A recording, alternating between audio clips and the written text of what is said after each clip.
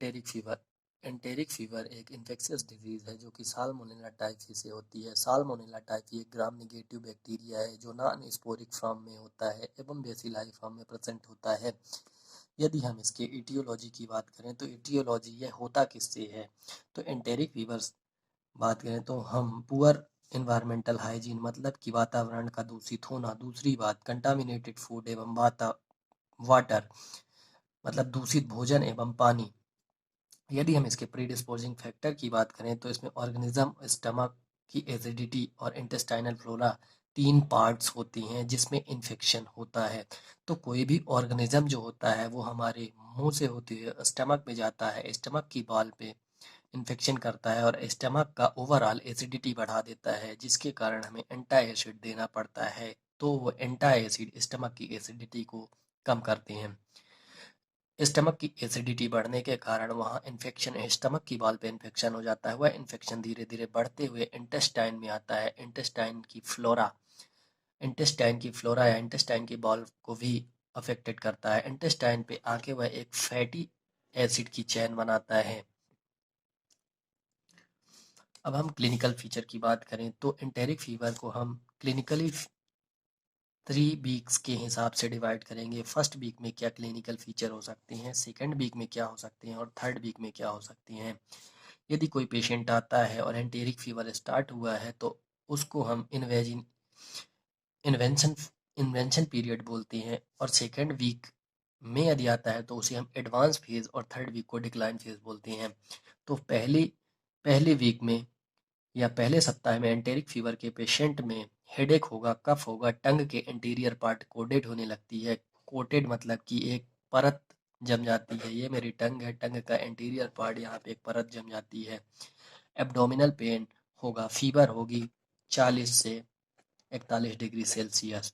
यदि second week की बात करें तो इसका स्पेसिफिक फीचर ये होता है कि एब्डोमेन में पेन होगा, टेम्परेचर बढ़ेगा, रेसेस या स्पॉट स्किन में हो जाएंगे। थर्ड वीक डिक्लाइन फेज बोलते हैं। इसमें एक पेशेंट का सबसे स्पेसिफिक फीचर ये होता है कि थर्ड वीक में टेम्परेचर धीरे धीरे डाउन होने लगता है। यदि यह सीवियर हो गया थर्ड वीक में, यदि पेशेंट माइल्ड हुआ तो टेम्परेचर कम होएगा, यदि सीवियर केस हुआ तो इंटेस्टाइनल हीमोरेज होता है।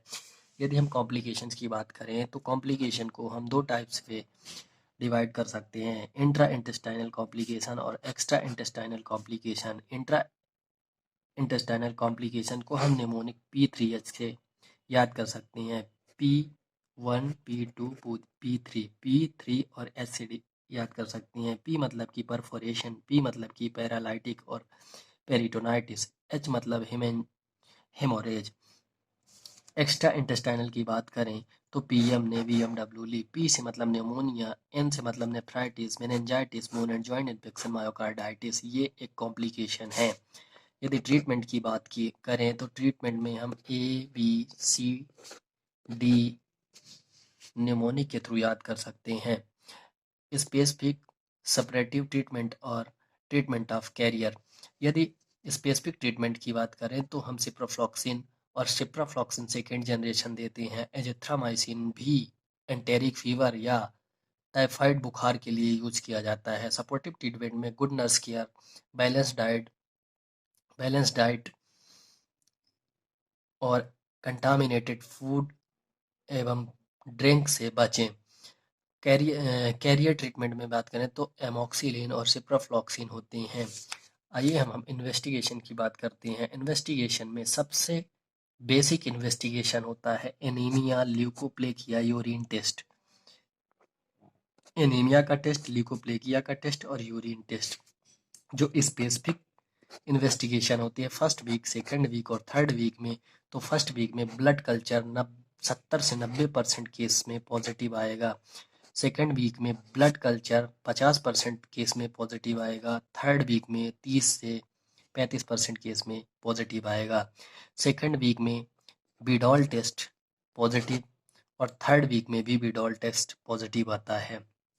इसमें स्पेसिफिक ओ एंटीजन टेस्ट भी सेकेंड वीक में होता है। थर्ड वीक की बात करें तो इसमें स्टूल कल्चर और यूरिन टेस्ट भी किया जाता है। Thank you.